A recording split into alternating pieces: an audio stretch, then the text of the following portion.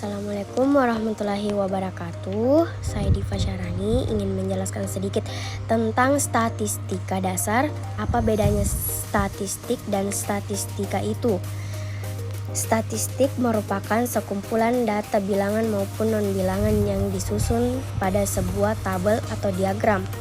Ukuran yang diperoleh dari pengukuran dan menggambarkan data. Sedangkan apa itu statistika? Statistika merupakan ilmu yang mempelajari cara pengumpulan data, pengolahan atau pengelompokan data, penyajian data, analisis data, pengujian hipotesis, cara pengambilan kesimpulan. Selanjutnya ada jenis-jenis statistika. Yang pertama, statistika deskriptif. Statistika deskriptif adalah tata cara untuk mengatur dan meringkas informasi. Statistika deskriptif berupa grafik, diagram, dan tabel serta perhitungan beberapa macam pengukuran seperti rata-rata, variasil, persentil, dan lain-lain sebagainya. 2. Statistika inferensial. Statistika inferensial adalah tata cara untuk menggambarkan dan menarik kesimpulan mengenai populasi berdasarkan informasi yang diperoleh dari sampel. Dari tadi menyinggung populasi dan sampel. Apa sih populasi dan sampel itu? Populasi adalah keseluruhan kelompok yang ingin diteliti. Ini bisa berupa orang, benda, atau peristiwa. Populasi bisa berukuran kecil atau besar, bahkan tak terbatas. Dan apa itu sampel? Sampel adalah sebagian kecil dari populasi yang dipilih untuk diteliti. Sampel haruslah representatif. Selanjutnya, tipe data statistik. Tipe data statistik terbagi menjadi 4, yaitu data nominal. Data yang dikategorikan berdasarkan atribut yang tidak memiliki urutan atau hierarki, contohnya jenis kelamin, agama, dan warna rambut. Selanjutnya ada data ordinal. Data yang dikategorikan berdasarkan atribut yang memiliki urutan atau hierarki, contohnya tingkat kepuasan, sangat puas, puas, netral, tidak puas, sangat tidak puas.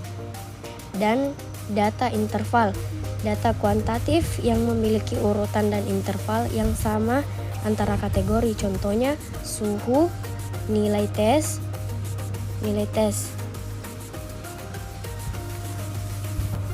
Dan ada data rasio. Data kuantitatif yang memiliki urutan interval yang sama antara kategori dan memiliki nilai nol mutlak. Contohnya tinggi badan, berat badan, dan gaji.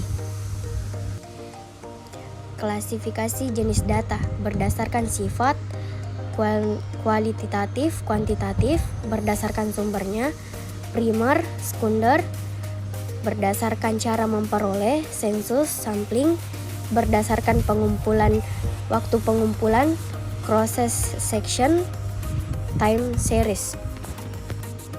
Selanjutnya, penyajian data. Penyajian data adalah proses pengemasan data secara visual agar mudah dipahami. Bisa berupa tabel, grafik garis, grafik batangan, grafik lingkaran, grafik gambar, diagram pencar.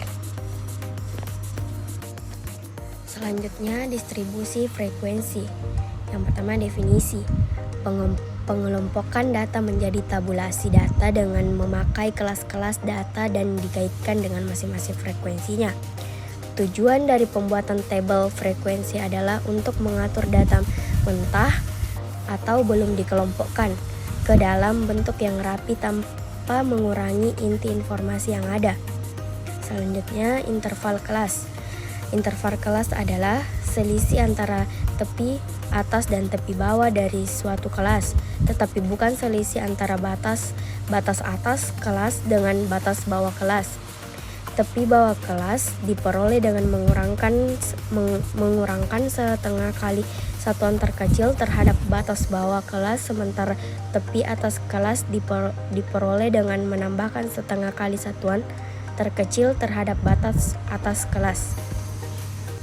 Selanjutnya ada langkah-langkah membuat tabel distribusi frekuensi. yaitu tentukan banyaknya kelas yang diperlukan. K sama dengan 1 tambah 3,3 log N. N adalah banyaknya data, dan jangkauan atau rentan nilai tertinggi dikurangi nilai terendah.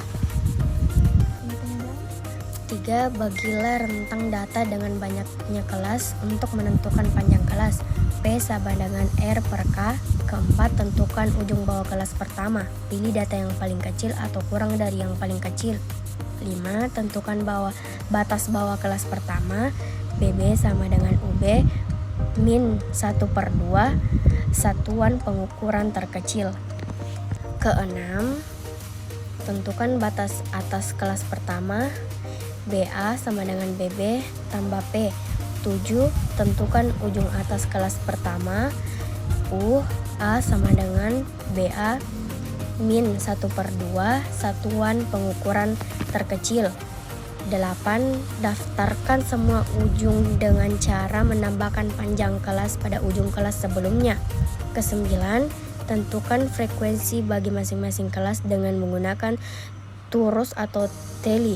10. Jumlahkan kolom frekuensi dan periksa apakah hasilnya sama dengan banyaknya total, pengamatan, atau keseluruhan data. Ini adalah contoh studi kasusnya.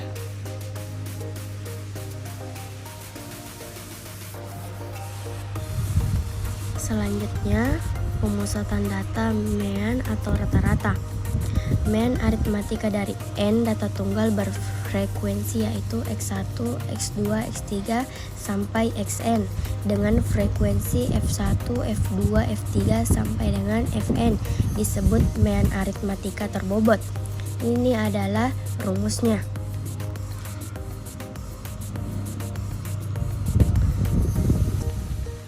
Selanjutnya, studi kasus.